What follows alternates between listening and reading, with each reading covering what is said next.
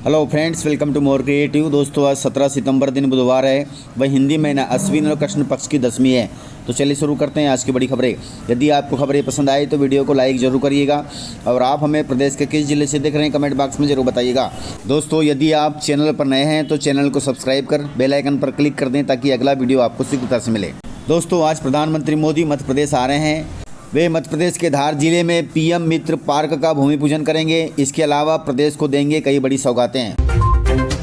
दोस्तों, मध्य प्रदेश के इस जिले को मिली है नई पहचान के तहत मध्य प्रदेश सरकार ने आदिवासी क्षेत्र अलीराजपुर का नाम बदलकर अलीराजपुर कर दिया है। यह कदम राज्य सरकार द्वारा लंबे समय से उठाया जा रहा था और अब केंद्र सरकार से मंजूरी मिलने के बाद राजस्व विभाग ने इस नाम परिवर्तन की अधिसूचना जारी कर दी है, जो तत्काल प्रभाव से लागू भी हो गई है। इस बदलाव के बाद अब अलीराजपुर जिले का नाम अलीराजपुर हो गया है और यह नए नाम के तहत आधिकारिक दस्तावेज और शासकीय इमारतों में भी लागू किया जाएगा। यह नाम बदलने की प्रक्रिया जिले के ऐतिहासिक महत्व और संस्कृति को सम्मान देने के उद्देश्य से की गई है।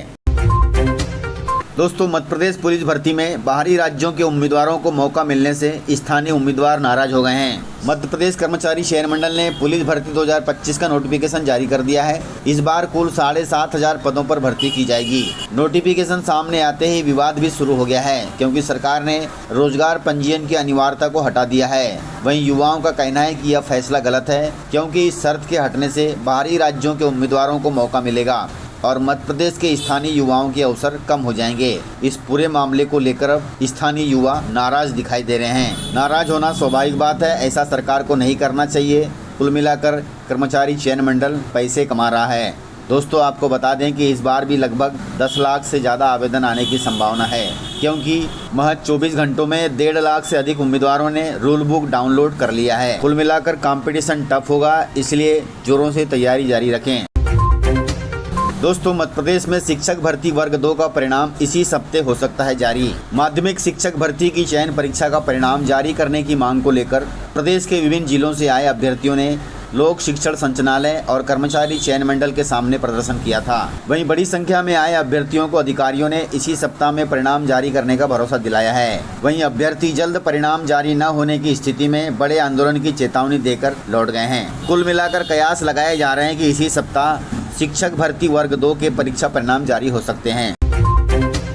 दोस्तों, केंद्रीय कर्मचारियों को मिलेगा फेस्टिवल गिफ्ट। देश में त्योहारी मौसम की शुरुआत के साथ ही केंद्रीय कर्मचारियों के लिए एक खुशखबरी सामने आई है, क्योंकि मोदी सरकार ने घोषणा की है कि इस साल दुर्गा पूजा और दशहरा के पहले केंद्रीय कर्मचारियों को सितंबर महीने की सैलरी एडवांस में दी जाएगी। इसके लिए सरकार ने आदेश भी जारी कर दिया है। सरकार के इस फैसले से केंद्रीय कर्मचारियों को इस त्योहारी सीजन में काफ़ी राहत मिलेगी।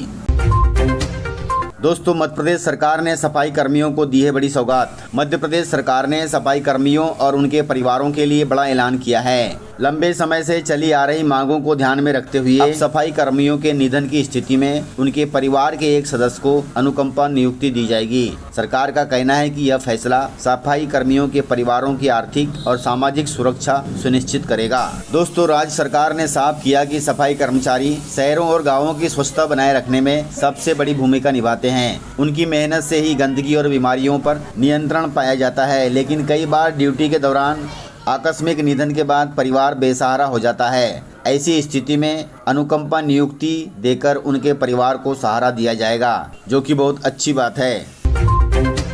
दोस्तों, मध्य प्रदेश में उठी है सियासी लहर। इस नेता को मुख्यमंत्री बनाने की मांग तेज हो गई है। मध्य प्रदेश की राजनीति में कल से एक नया सियासी शोर सुनाई दे रहा है। यह शोर है, हमारा मुख्यमंत्री कैसा हो, उमंग सिंगार जैसा हो। कांग्रेस कार्यकर्ताओं ने नेता प्रतिपक्ष उमंग सिंगार को मुख्यमंत्री बनाए जाने की मांग तेज कर दी है। दोस्तों, आपको बता दें कि नेता प्रतिपक्ष उमंग सिंगार अनूपपुर के दौरे पर थे। वहां पार्टी कार्यकर्ताओं ने उनके सामने ही नारे लगा दिए कि मध्य प्रदेश का अगला मुख्यमंत्री उमंग सिंगार जैसा होना चाहिए। दरअसल आपको बताते चले कि उमंग सिंगार आदिवासी समुदाय से आते हैं। वहीं कांग्रेस में लंबे समय से वे एक प्रभावी चेहरा भी माने जाते रहे हैं। इससे मध्य प्रदेश की राजनीति में आदिवासी वोट बैंक का भी बड़ा महत्व है। वहीं प्रदेश की लगभग 47 सीटें ऐसी है जो सीधे तौर पर आदिवासी इलाकों से जुड़ी है।